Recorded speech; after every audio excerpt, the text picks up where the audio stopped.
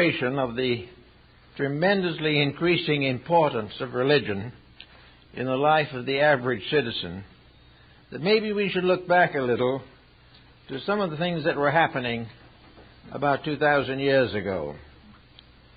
If you will remember from the concordances and so forth, that by the middle of the first century, nearly all of the original disciples had passed on.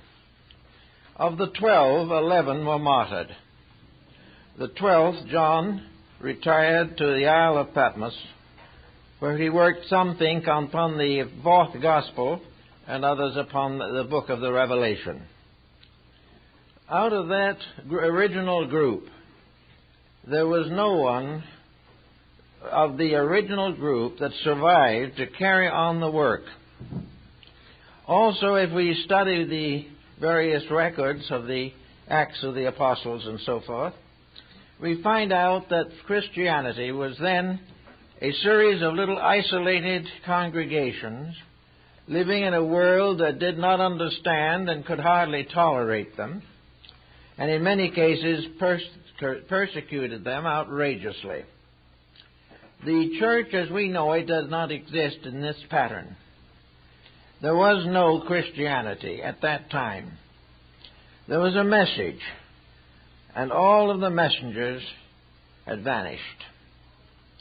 Now, apparently, there was not among these messengers any essential glimpse of a worldwide message.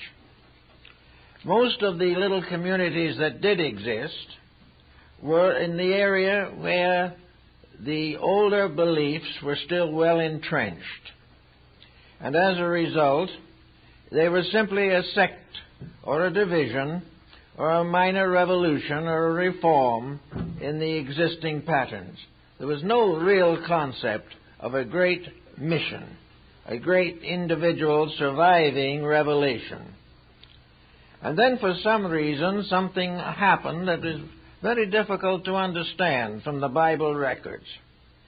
A person by the name of Saul came along, and he persecuted the Christians thoroughly and mercilessly.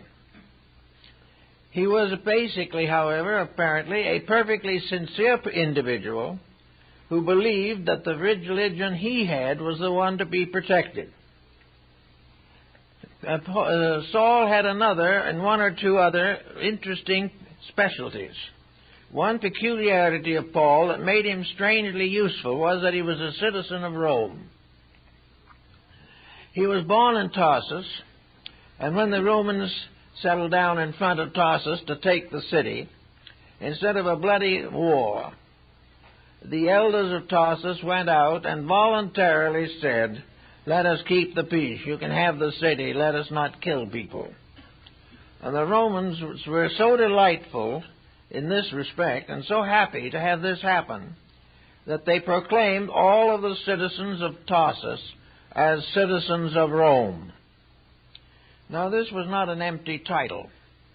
It carried with it great privileges, privileges of travel, privileges of protection by the various departments of the Roman government. It made it illegal to imprison a Roman citizen without a trial and without proper legal following. Also, a Roman citizen could not be crucified, hanged, or in any other way tortured. If it was a major crime and he had to die, he had to be decapitated. No torturing was permitted of a Roman citizen. Now, Paul had this peculiar something, and it was possibly that peculiarity that changed his name from Saul to Paul. As Paul, he was now a Latin citizen. He was also a man of good family, and he was an educated man. He is known to have spoken Latin, and he probably had some knowledge of Greek, if we are to remember his sermon in Athens. So Paul was a man with various accomplishments, but with a deadly prejudice. Yet here was an emergency. And in an emergency, heaven very often makes a pronouncement on its own. It was not at all likely that the little community at that time of Christians would have voluntarily selected Saul to become their spokesman.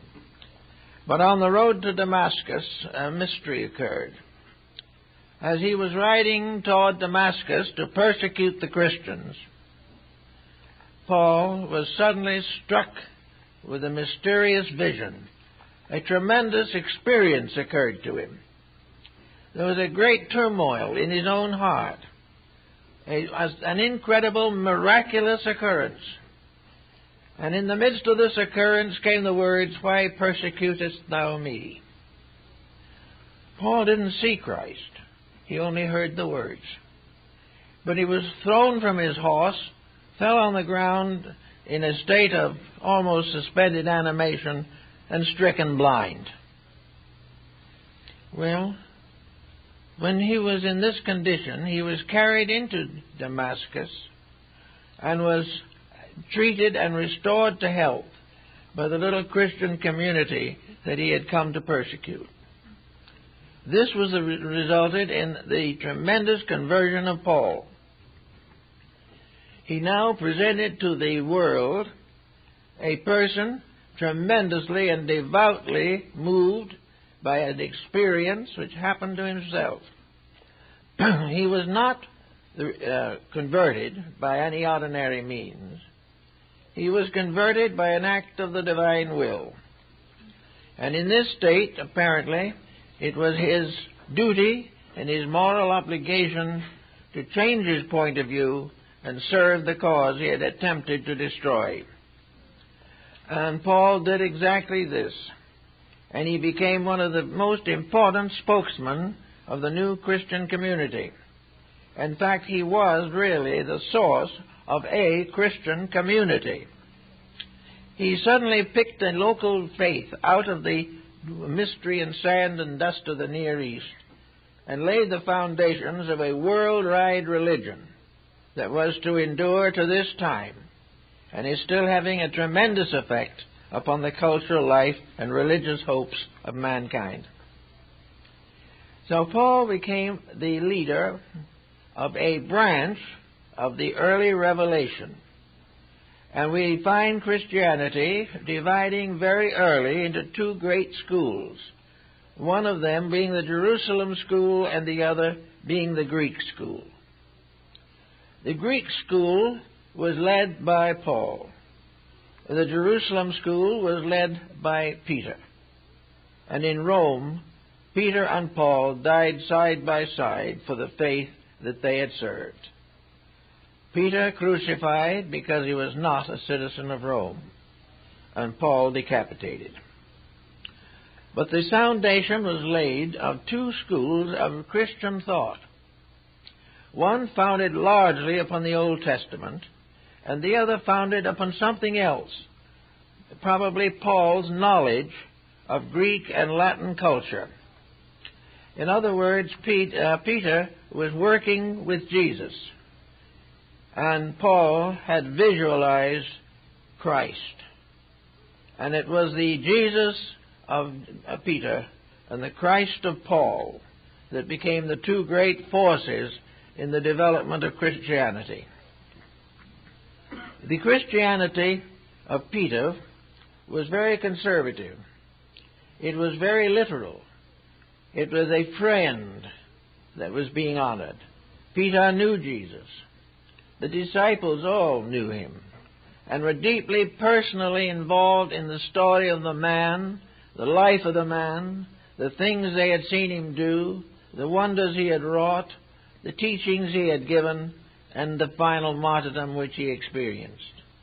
Add to this the mystery of the resurrection, and the disciples of Jesus were a small group who loved him, knew him, and in a mysterious way thought of the religion mostly in terms of him, and in terms of him as a person walking with them on the dusty roads of Judea.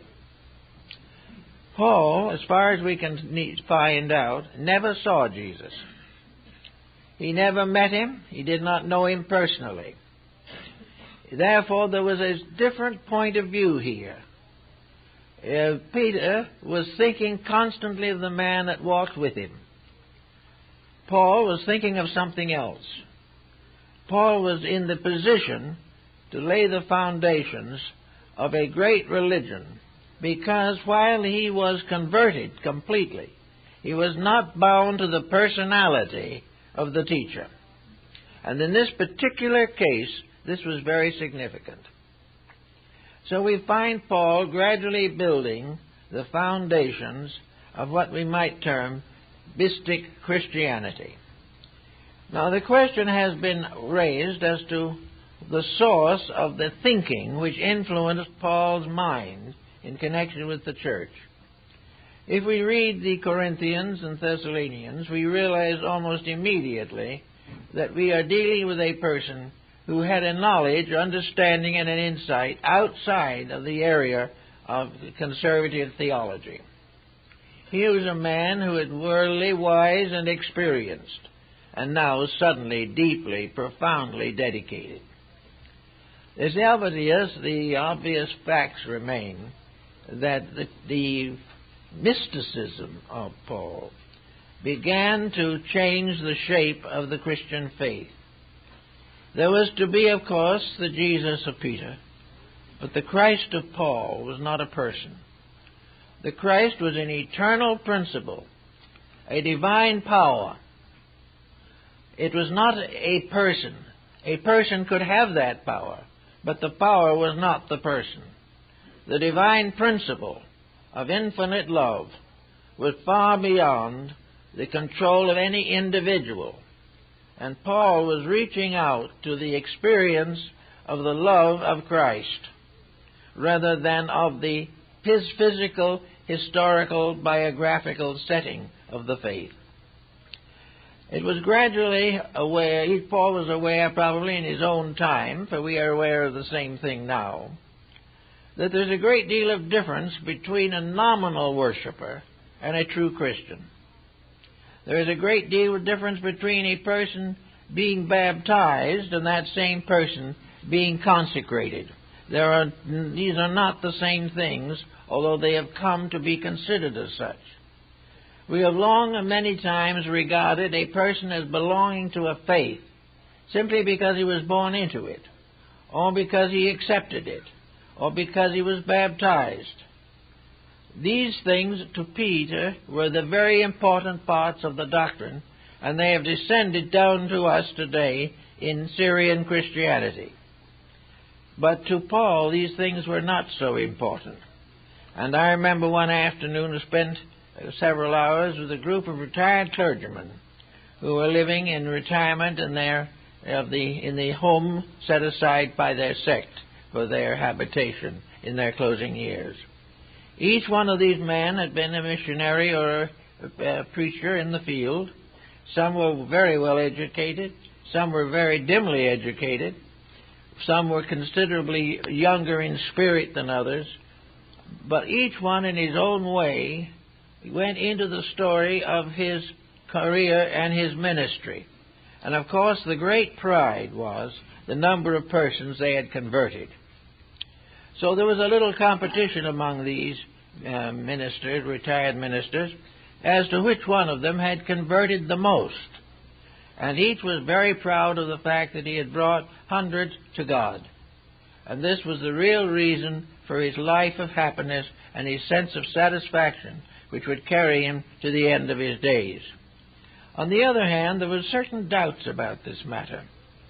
Some of these ministers admitted frankly that conversion was not as satisfactory as it might be. In other words, if you really wanted to set up a pattern of capturing relapsed sinners and bringing them back to the faith, you had to do something much more than convert them. And the only thing that most of these ministers could do was reconvert them. So every year the minister went through and picked up those who had fallen by the way and converted them again.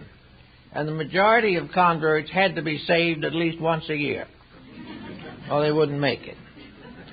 Now this was the point that Paul obviously noticed, possibly in the very small communities of early Christians, that there were many in these communities who were devout but had very little evidence of insight or understanding.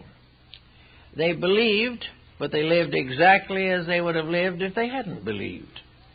They accepted the responsibility, perhaps were willing to face martyrdom, but in their daily transactions of life, the Spirit of Christ was not present. It was something that was far away and was miraculously conjured into existence by the rites, rituals, and ceremonies of the church. Paul recognized this point, namely that according to Greek philosophy, he was obviously well trained in Platonism and also probably in Alexandrian metaphysics on this mysticism or Hermetic philosophy. These things come through his writings, and if we want to say, well, that's just not possible, let us remember that the Apocalypse of John is also definitely of pagan origin. For this reason, Martin Luther did not want it to be included in the Bible. But John obviously had contact with secret organizations and mystical sects in the area. And this seems also to have been true of Paul, that he had certain contacts. We know that he was, to some degree, an initiate of some rites, because he describes the circumstances to us. He may have been a Dionysian artificer or an Essene, because he says, I am a wise master builder, a term which has always been associated with some of these esoteric orders. Regardless of whether he had a formal membership or not, he had a knowledge.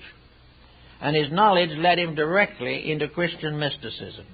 And this led again into the foundation of a world religion.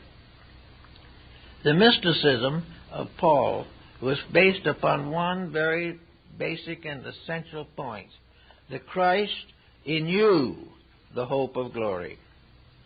Now this is something that, while we hear much about it in the Testaments today, we see very little evidence of contemplating the mystery of it. That we are no longer speaking of the Jesus of the roads to Jerusalem. We are no longer speaking about the Christ in heaven as the Son of God.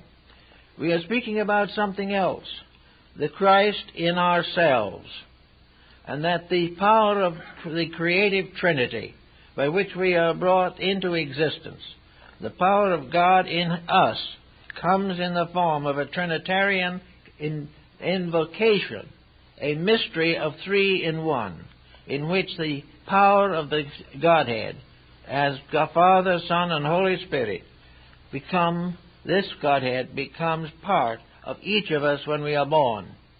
That we are actually the living temples of a living God.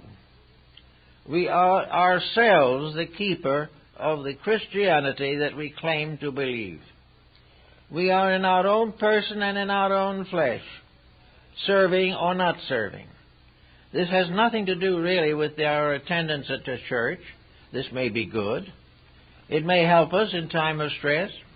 And the insight that we seek would not prevent us from going to church, but it would move Christianity from the church to our own hearts, where it belongs. And it would make the church no substitute for the good life. It would not permit an individual through either confirmation or ordination to feel that there was any way he could escape the duties of daily life. Now we see today a billion Christians, perhaps a little more. It is the world's largest single religion.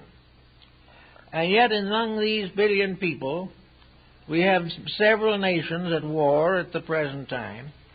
We have leaders all claiming some form of religious affiliation who are not living the creeds that they claim to belong to. We know, for instance, that this is not only true of Christianity, but of other religions. Wherever there is a religion, there is a nominal membership and an active membership.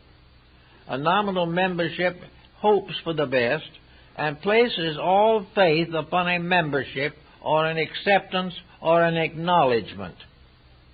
This is the point that Paul was very definitely attempting to attack. It was not the fact that we become a nominal believer that does us any particular good.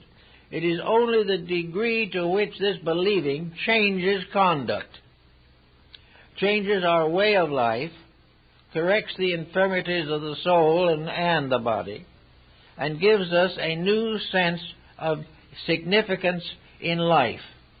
That each one of us, in a way, is a church, and the humanity together is the great congregation.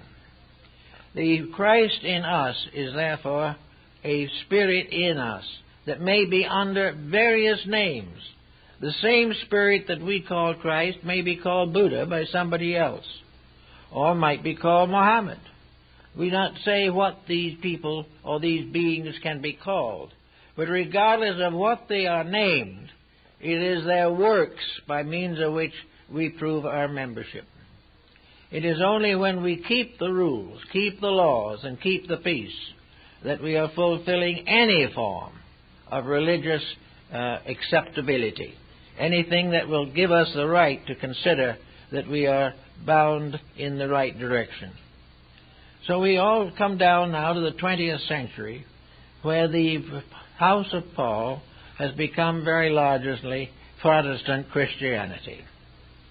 That of Peter is the Eastern Church, or the Roman or Greek Christianity.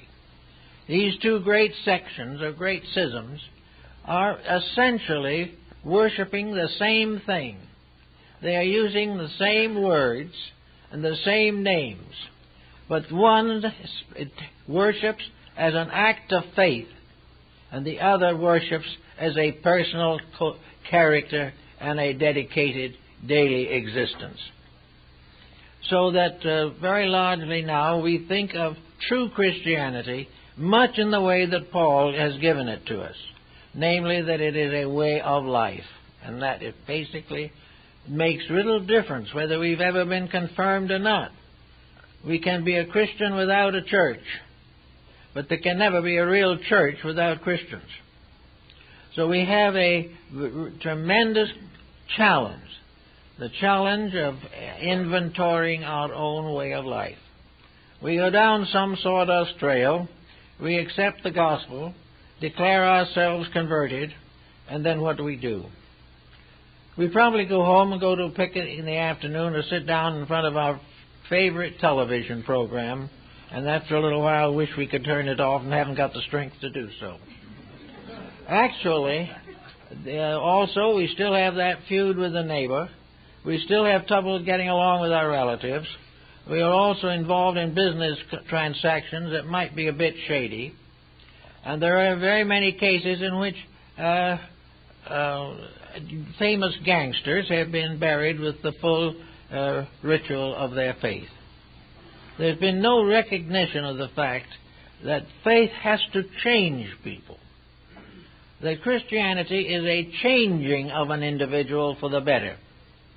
It is not simply something he says, I'm a Christian, looks around and goes on and does what he intended to do in the first place.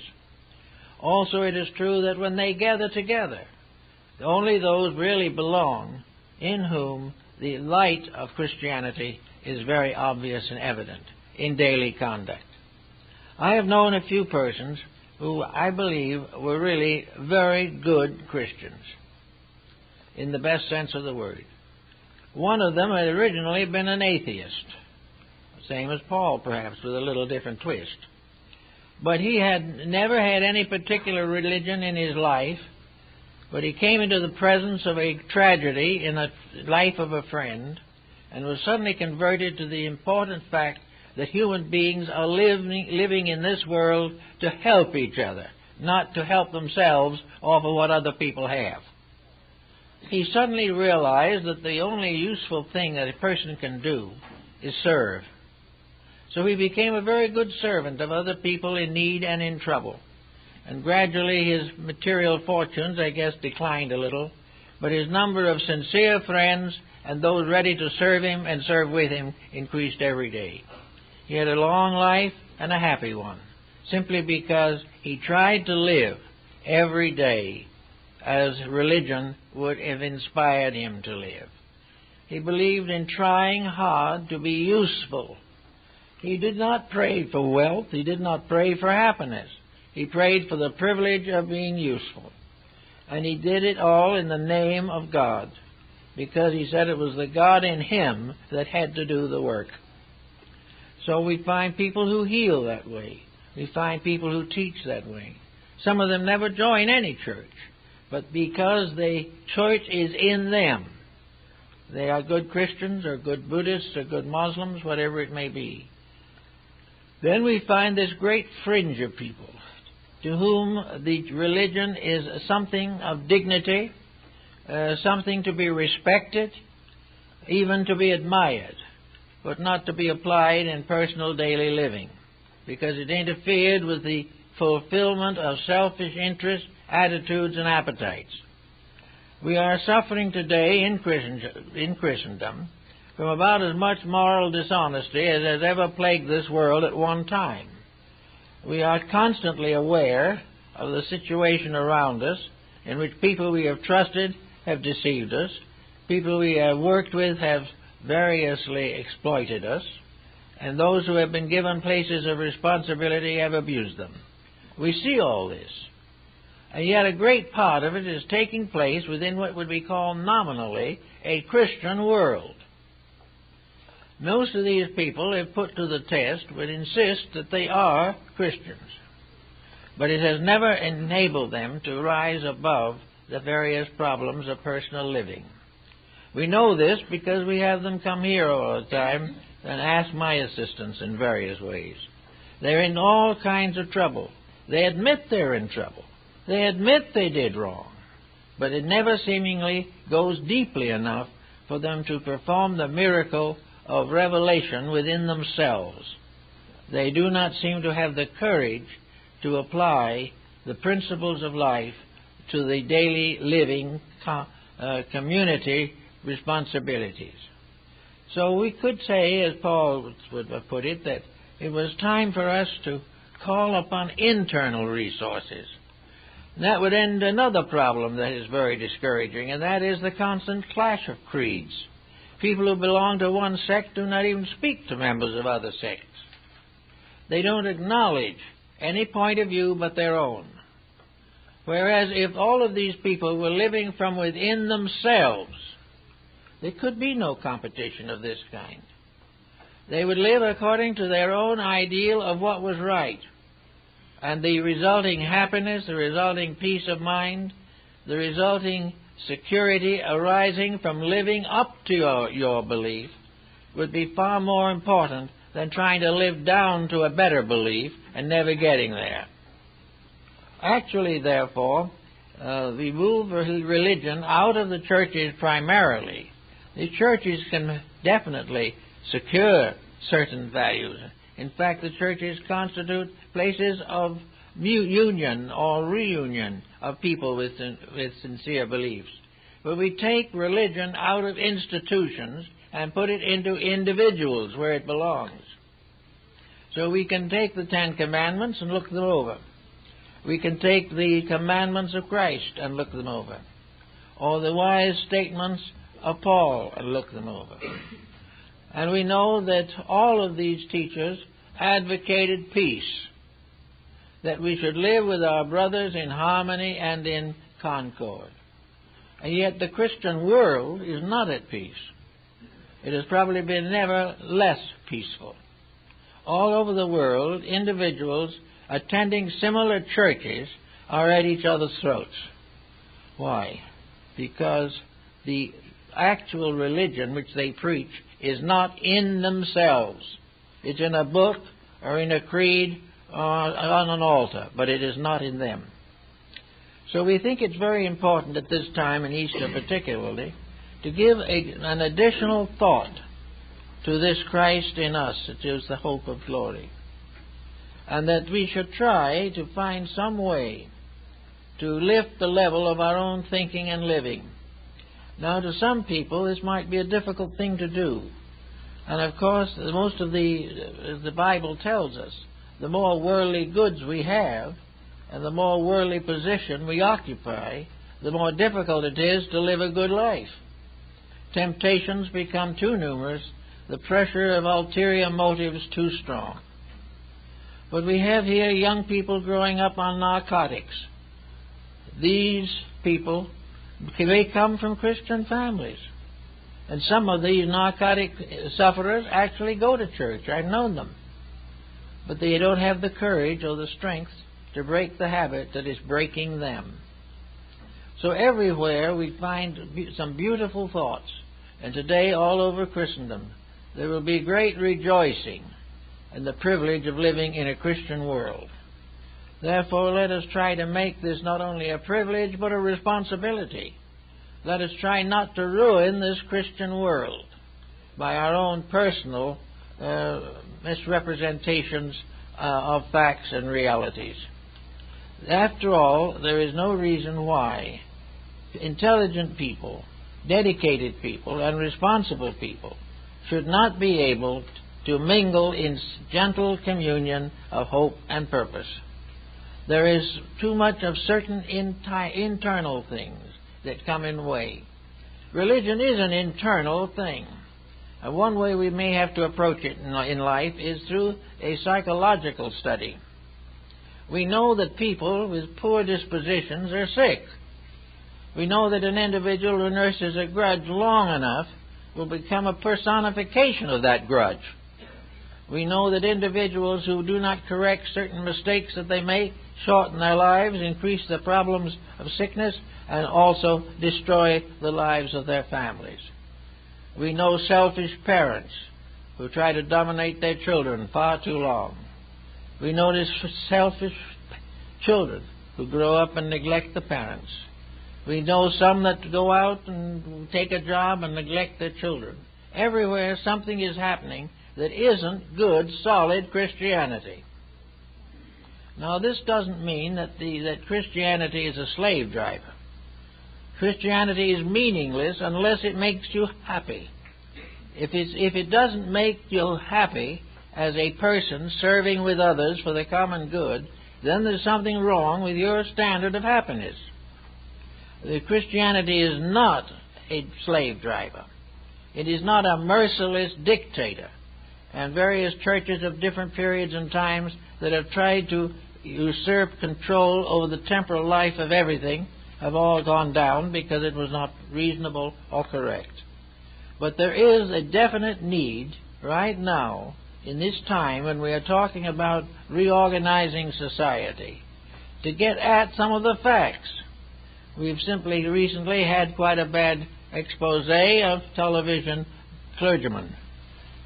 We find that the truth, the principle, the spirit has been neglected in order to justify unreasonable profits. So that instead of serving God, we are mostly serving mammon, as we were warned in the Old Testament might happen. We have, therefore, every reason to say that it's time to really give a little thought to the real life that we are supposed to live.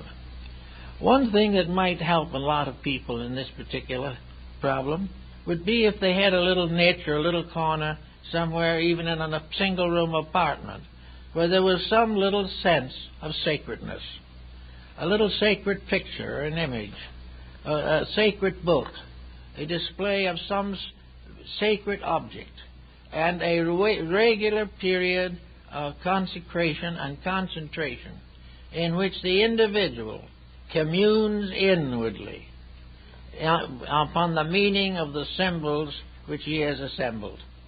In religion, symbolism is the open door to communion. It is the way in which the individual gradually becomes aware of the beauty and wisdom of life.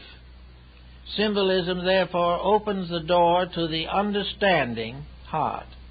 And as the mind and the emotions and the body come into tune with reality, then they find that divine power that is within us can flow forth. We are all endowed with life. If we were not, we couldn't breathe, we couldn't live, we couldn't do anything. And yet this life that we are living with and from and by is not simply something that is on a meter somewhere, created by water going over a dam. This life in us is a part of the universal reality. It is infinite life. It is life in all things. And regardless of what it is, from the most noble and heroic soul to the least insect, bird, creeping thing, all life is one. All life is one infinite resource manifesting through an infinitude of branches and manifestations. And this life that is in us is essentially sacred. It is not secular.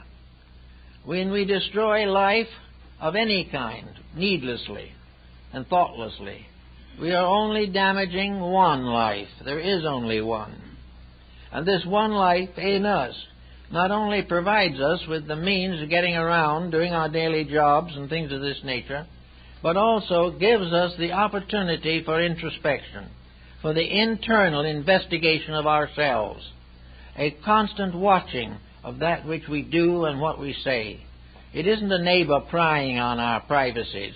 It is ourselves looking into our own innards to find out what private vices we are carefully concealing under the general heading of the good Christian life and existence. I think one of the points we have to face is that we must all finally prove that we are potential Christs.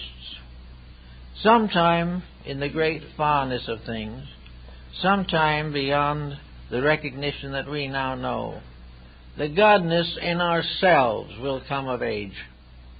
Somewhere along the line, there is the time when that divinity which is locked within us will no longer be held behind a stern misuse of resources, but will come forth. That which comes forth from within is good. That with which we struggle on the outside can very often be very bad. One thing is certain, however, someday we are going to be converted, as Paul was, by a vision, by a tremendous personal experience of some kind. And without that personal experience, the true mystery of religion is seldom fulfilled. Now, this great experience may not be anything as stupendous or unbelievable as the vision that came to Paul. But there is something in our own lives that comes along that we suddenly realize that religion is the only real and living answer. Something tells us where the solution is to a problem.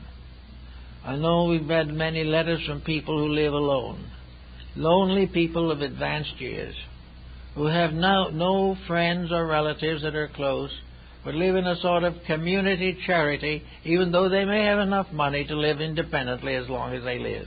These people have within themselves very little. They are sometimes badly mistaken in their allegiances. They become neurotic. They lose all contact with human life. They retire into themselves in a kind of a haze of despondency. These people have never realized or do not realize that infinite life is just as much in them as it is in the sun, moon, and stars. The infinite power, as long as we breathe, bestows upon us the privilege of doing things, of continuing valuable labors, of subscribing to the assistance of others, to improvement of our own natures, and to the gradual conquest of the negative attitudes that plague ourselves. All these things are part of a good Christian life. And on this day of Easter, this resurrection morn, many people feel that the resurrection of Christ had to be symbolical, because it was just not possible for a dead person to rise physically from his own grave. But if you read it right, it is possible, because we are all dead persons. We're walking around mostly in a state of half-existence. And yet when we begin to realize the values of life There is a resurrection in ourselves. Many have risen from the deadness of materialism to the liveness of understanding and insight. Each of us is capable of a resurrection and restoration of that which is best, noblest, and proper for a human being to cultivate. So if we are actually not only children of God, but personifications and embodiments of deity, then there are responsibilities that come to us. It is no longer the communion cup or the sanctified wafer. It is the individual himself as the living vessel, the living symbol of this great confirmation of spiritual reality. Each individual taking the journey from here to there, making the journey as found in Neoplatonism, with which apparently Paul was well informed, the Neoplatonism that tells us that we are all on one great journey, and that journey is the great journey home. We are all exiles somewhere. We are all living on the circumference of a life, but one by one we move gradually toward the center, toward the point from which we came in the beginning. We become journeyers in the valley of the shadow, but we are going home. We are going home not to idleness, not to be carried away on flowery beds of ease or something of that kind. We are going home to the full appreciation and understanding of our own natures.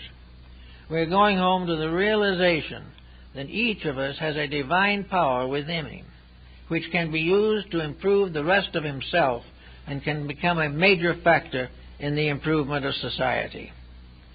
There is legislation all the time now, probably more and more, of what to do about schooling, what to do about politics, what to do about stocks and bonds, all solved without any consideration for the reality of life. Behind every stockbroker and every school teacher and every pupil, there is this unit of divine energy that makes them alive. Without this energy, there'd be no stockbrokers, there'd be no teachers, there'd be no broken homes, because there would be nothing. It is the fact that within each of us there is something that is big enough to solve our problem that becomes a tremendous realization. It makes us suddenly realize that we can achieve, in the terms of truth, that which is necessary to make us useful instruments of a divine purpose. We will not start thinking on how good we are or how wonderful we are, but rather to realize that we are all channels of the one good which never changes, the one reality that can never die, and the one code of law that can never be broken. And when we begin to realize this, we see ourselves as children of one great family. We see ourselves as the body of deity, and as the Essenes and also the Gnostics pointed out, if you put all the souls in the world together in one place, the answer is they are God. For everything that is separate is part of that which is indivisible in substance and divisible only in appearances. So here now, with another Easter with us, and another restatement of our belief in the reality and purpose of the divine missionary, we could perhaps find it a profitable thought to see what we can do in this year to open the door to the best of ourselves that is locked within, that we can gradually become so worthy of a better life that it cannot be kept from us, that we'll get what we deserve, and that has been our trouble. We've been getting what we deserve, and the time has come to try to deserve something better. So we can start, and I don't think anyone will have a hard time finding something to work on, because most people have few little errors here and there that will not take a monumental effort, but which will require a little personal thought.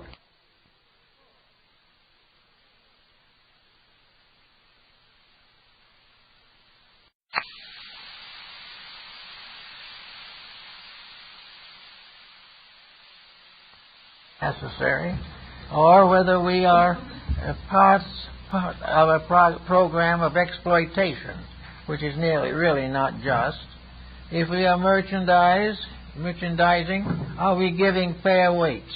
If we are employers, do we give fair wages? Are we trying constantly for physical profit, or do we realize that physical profit is going to vanish no matter how hard we labor to get it, and that there's only one kind of progress that is real, and that is moral, ethical progress. There is no other kind. Every other form of progress is a deceiver, and every kind of wealth that is not a virtue is a vice and a danger. So we go around trying to collect money, and the time comes we lie down and leave it for our heirs to squander, or some government to take away from us in inheritance taxes. We work so hard for these things that really bring us no pleasure. We have a certain sense of bigness, certain sense of strength as a result of all these little chicaneries which we are addicted to. But this is not the real solid facts of life. This isn't the thing we're all trying to work for. It isn't how much money we can get in the bank. It is how much of the inner resource of ourselves can we call upon when need arises. Are we in peace with that power within ourselves, which must be the source of wisdom, of happiness, and of health?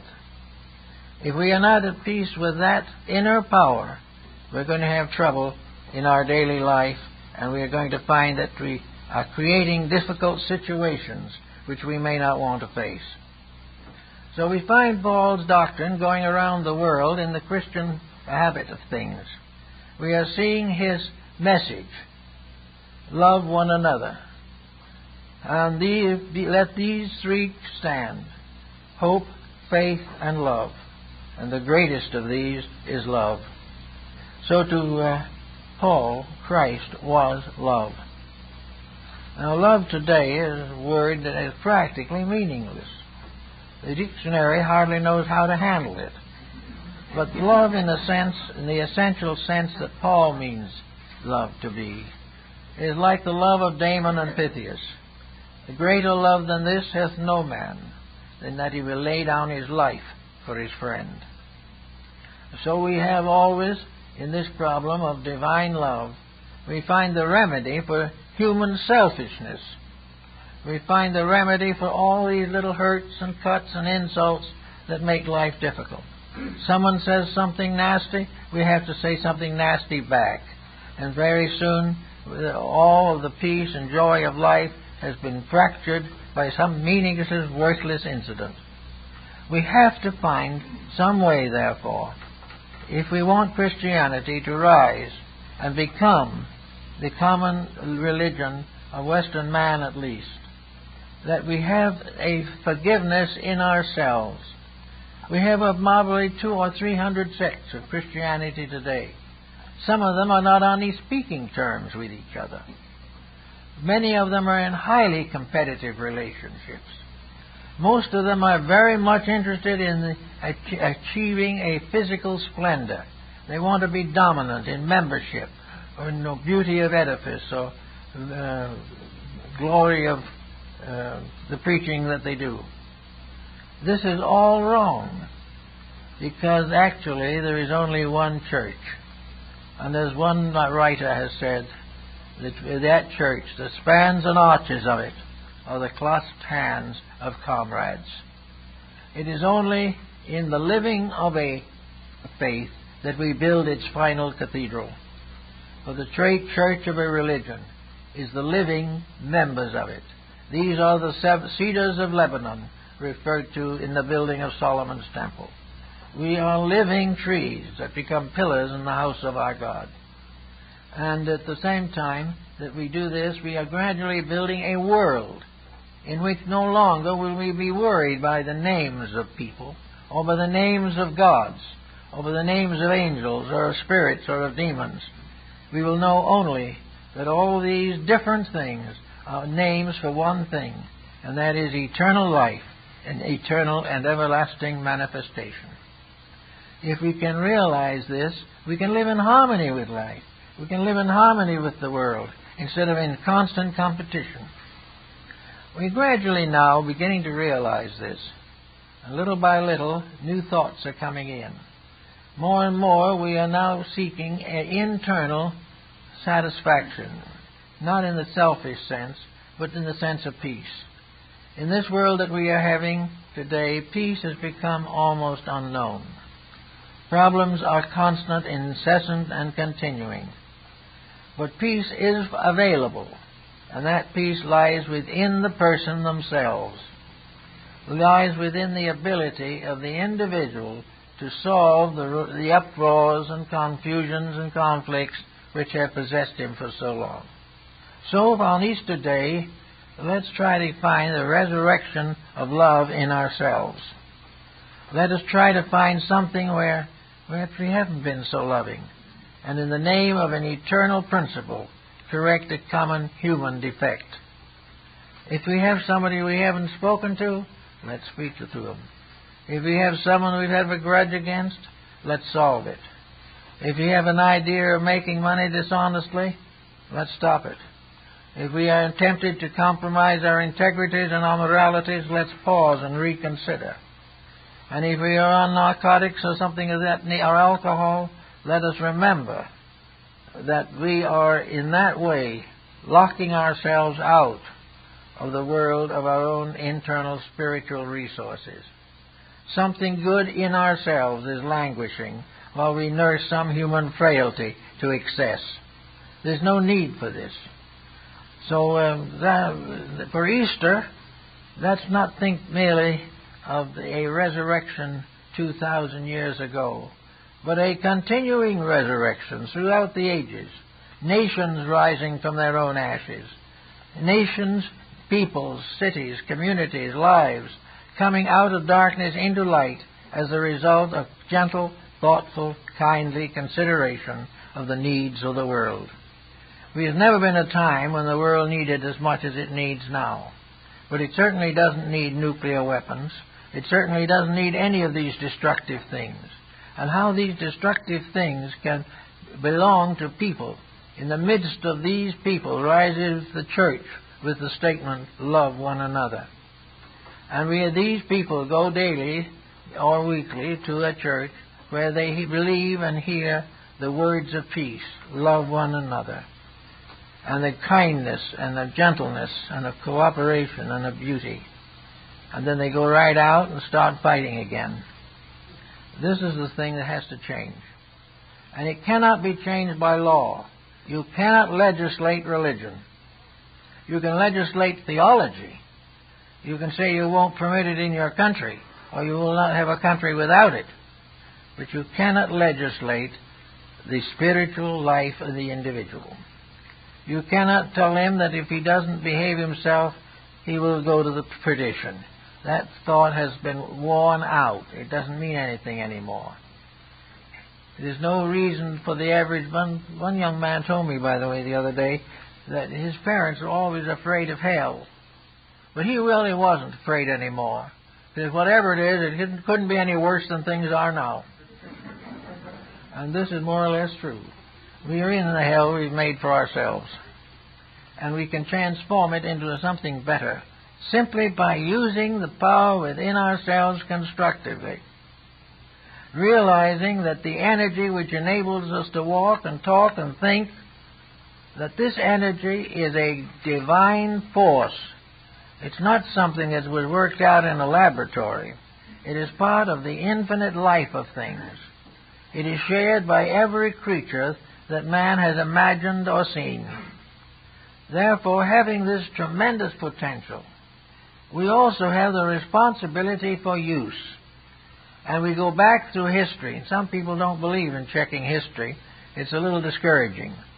But actually, as Lord Bacon observed, history is very helpful. For history finally shows us that that which is wrong cannot survive. History can prove to us definitely that the mysterious twilight of the gods ends the corruptions of mankind. That things that are done wrong destroy themselves. One by one, great powers have risen become avaricious and ambitious, covered the world with blood and misery, and then disappeared in a terrific orgy of pain and decline. Actually, history has proven conclusively that fallacy has never succeeded. Dishonesty has never been proven to be truly useful. Everything that is wrong is something for the moment, an appetite to be gratified and to end in suffering later. But we've got a nice enough world now, but there's another factor coming in that makes Paul's ideas rather important. Populations seemingly are going to continue to increase. Well, this is very serious to people who feel that it's going to limit their ability to succeed. Under increasing population, perhaps we can't all have everything we want. Perhaps we can't all have expensive estates and expensive vacations. Supposing we move this present population up to 10 billion people. Is that going to mean that there'll be no food for us? Are we going to gradually starve ourselves to death? No, I don't think so. This birth rate increase and the consequences are part of natural law. They are part of the plan that is being used to correct us. We are going to be shown definitely that we cannot be selfish in a world in which selfishness is fatal. And we might as well learn it now and wait and learn it later. But we're going to find that little by little things get tougher. The individual is going to get more thoughtful. Little by little we will reorganize our society, removing from it the dangers which could result from overpopulation. There is no reason why this earth cannot support twice our present population with ease, if a few people were not so selfish that they have refused to share the good life with others who are just as deserving as they are. So by degrees, the great truths of life, which we find in the scriptures of the world, come home to us in our own daily provocations. They come to us in the things that we do, and the things that we see, and the things that we hear around us. And this is one way in which I think the Western branch of Christianity, the Latin Christianity, and the Greek also, as far as that's concerned, are going to be very valuable. We have already seen that the temporal power of great religious organizations is waning. It is impossible for them to remain unchanging in a world of constant change. So we hear people saying more and more, we've got to be more progressive in our religions. We've got to stop sticking to the old ideas and allow new and better things to come in. We cannot remain static in a dynamic universe, which we are trying to do. Well, that applies also to every institution that we have, whether it is business or agriculture or science. Everything that we do and everything that we have must adjust to a new way of life, or it cannot survive. And when it adjusts to this new way of life, believe it or not, the adjustment will be in the direction of basic Christianity. It will be the idea of the gradual victory of kindness over hate, the final victory of giving over taking, and the final victory of personal ambition in the presence of common need. All these things are part of a divine plan. And though we are in a very faulty educational system, we are also forever in the school of the Holy Ghost. We can never get out of it. For life is always going to be the great instructor. And when life goes sour, and crime increases, and delinquency dominates the social patterns, then, as Krishna says in India, then I come forth. And in these moments of emergency, the individual starts to think. He starts to wonder, and he starts to believe. And he starts to question the thing as it is and how it could be better.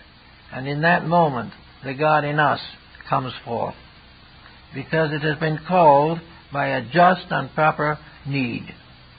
So we're going to go past this period of great wealth and great nations and great political parties and come finally to the simple fact that we are brothers in one world, that we are part of one creation, that we are one of countless creations in space, but that all together we are ruled by one law, one power, one eternal dispensation, one beginning that has no end, and that law manifests in every level as integrity and honesty and love. When we realize these things a little more clearly, we'll get out of our present doldrums that we've been worrying so much about.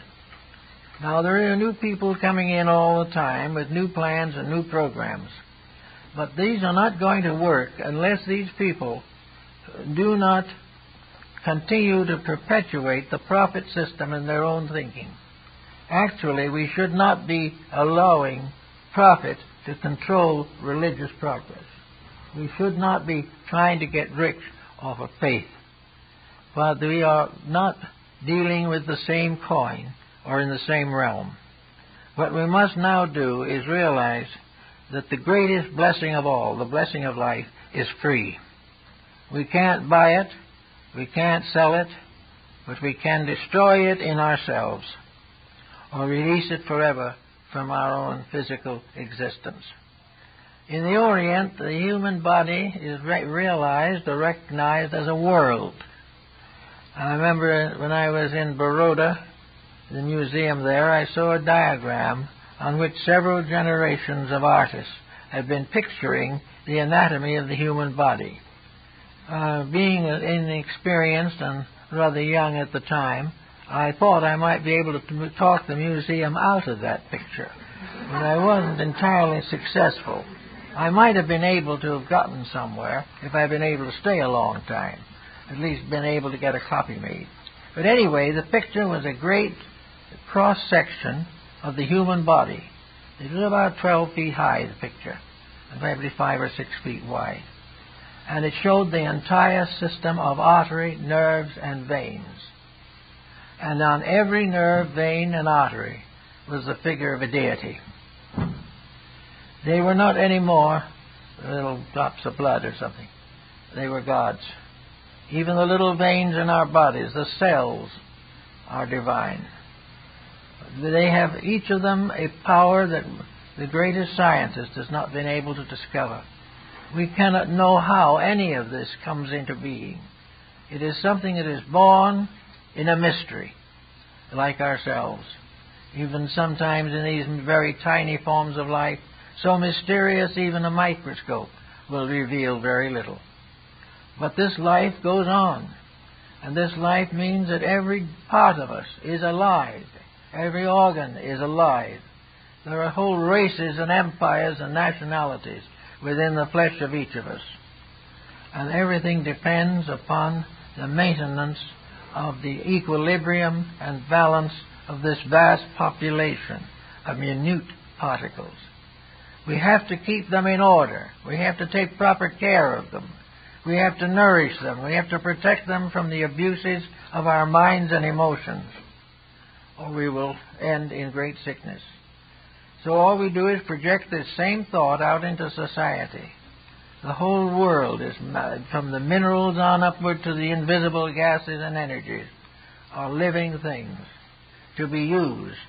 And if properly used, they help to build the purpose for which they were intended, the advancement of the cosmos, the final liberation of all that lives, the return of the part to the entire, or as Pythagoras would call it, the restoration of unity as the supreme principle of existence. Unity, of course, is oneness, fraternity, happiness, peace, justice.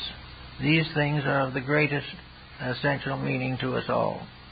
So it's coming a little at a time. Day by day we see more of it. We notice a gradual but very systematic change in the lives of many, many people. For the first time, certainly in my generation and on, we see people really hungry for a better understanding of life. And when I started out, very few people really cared. it was only a few in very deep trouble who could be considered likely to improve themselves. Now everyone, because of the inconsistencies and insecurities we have created for ourselves, is seeking for an answer. And as we look for an answer to the capitalistic problem or to the employment, let us remember that we are also looking for a question for amnesia or for epilepsy or for diabetes. We are looking for solutions to these things. And that which might be a misuse of business energies on one level might have to do with the various functions of a gland or something within our bodies. Everything is looking for help. But all help comes from, essentially, the gradual correction of the mistakes of living. And we all have to come to it finally. And we all have to realize that we're not going to be perfect. We're not going to do it all in a moment. We're not going to overcome all our weaknesses in a day. But we must be moving slowly toward the goals we seek. And nature says if we are moving in the right direction, it'll give us plenty of time to finish. We will be able to do anything ultimately that we will to do if it is right. And while we may not accomplish it all in this life, we will have opportunities to be all we dream of being, if the dream is true. But if the dream is merely a selfish effort to get something we want, then we're in trouble. As we look around us today, and you can read the various writings of Paul and see some of the truth that he so clearly sets forth. And he tells us that we now look through a glass darkly, but someday we will look face to face. We are all looking through glasses darkly now, but someday we will face to face. And that statement probably indicates that Paul was an initiate of one of the esoteric orders of the Near East. That his conversion probably was something in which he was divinely appointed to do what was necessary at that time and was probably uniquely qualified to do it. But he says definitely that there was a certain power behind him, that he would truly, we would see face to face. Now the lower degrees of the Eleusinian mysteries were called the veiled. There was a veil over the altar, and we saw through a veil in the lesser degrees the great Eleusinian mysteries of Greece. When this high degree, the second and advanced degree of the initiation rite was attained, the veil was removed. In the rites of Isis and Osiris, the veil covered Isis through the lesser rites. And when the greater initiations were given, the veil was lifted. In the great initiation of life, when we deserve it, the veil is lifted. And now we live on one side of a veil. And as we live on that one side of the veil, we can remember the words of Sir Edwin Arnold. Veil upon veil we lift, but find veil upon veil behind.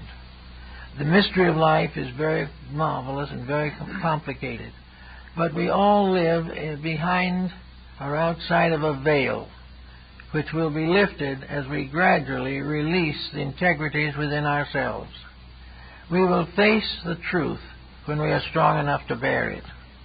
We will not face it while we can destroy it.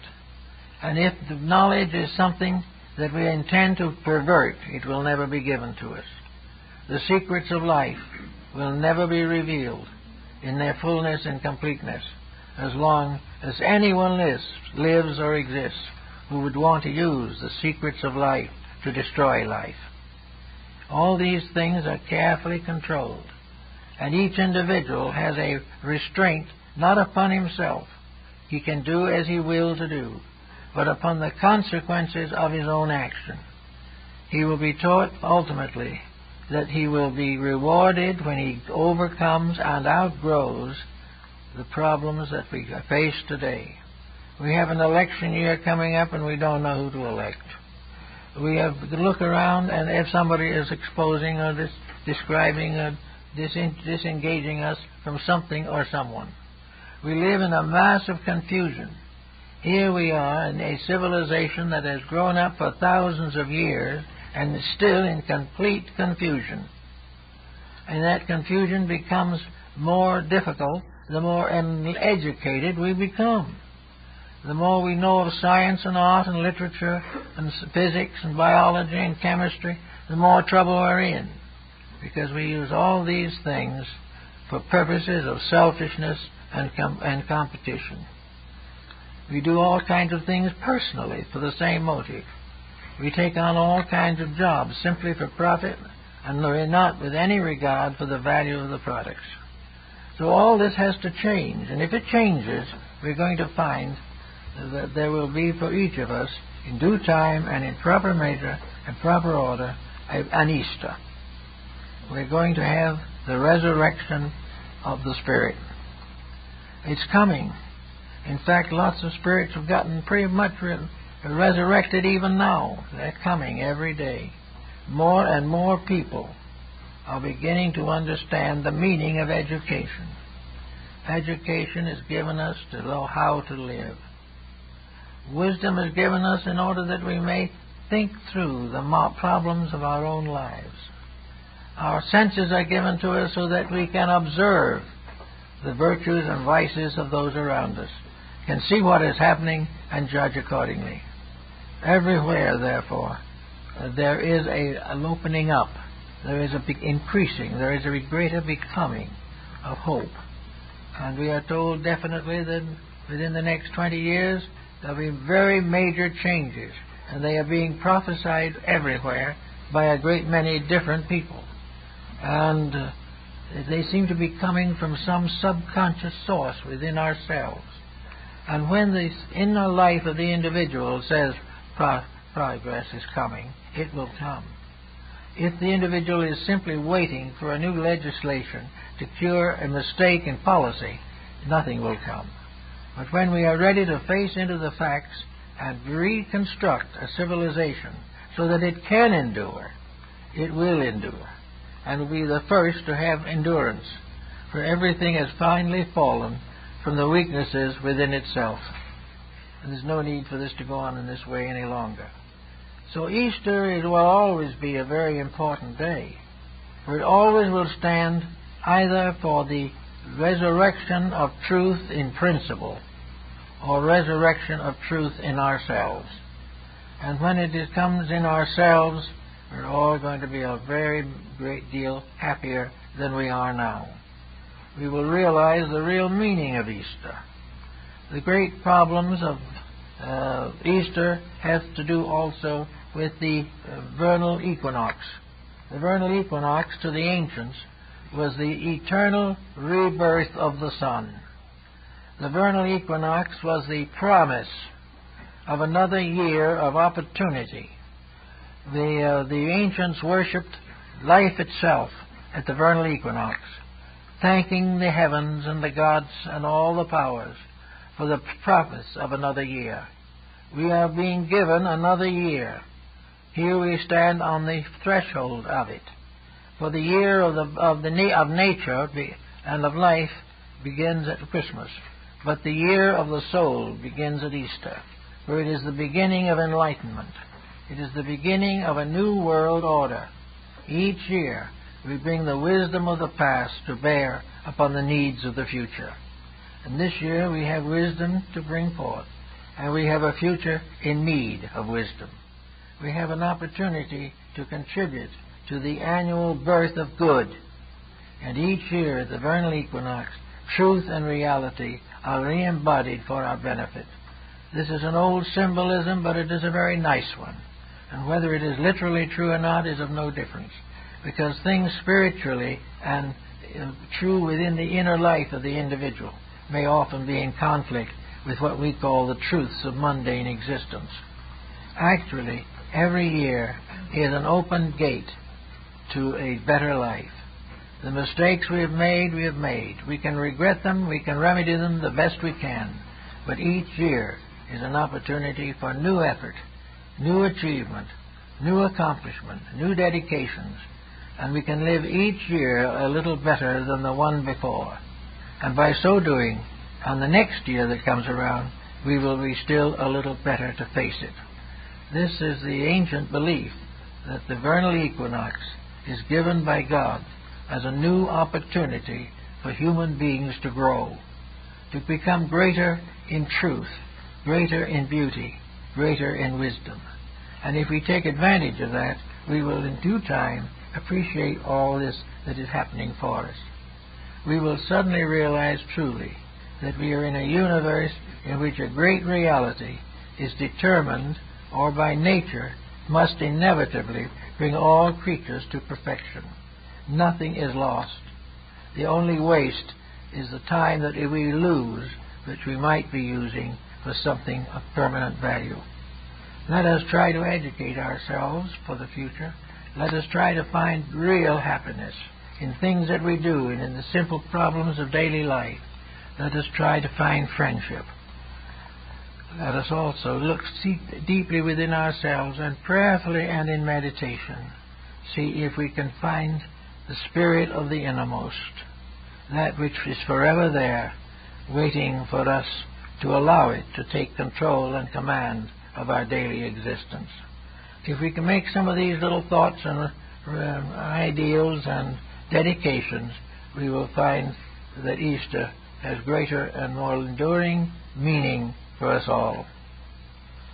Well, I think that's it for this morning. I'd just like to announce that a week from tomorrow, here we are going to have a meeting upstairs, I believe, of the Veritas Foundation, and on that occasion my wife is going to give a discussion, and they're going to have a workshop.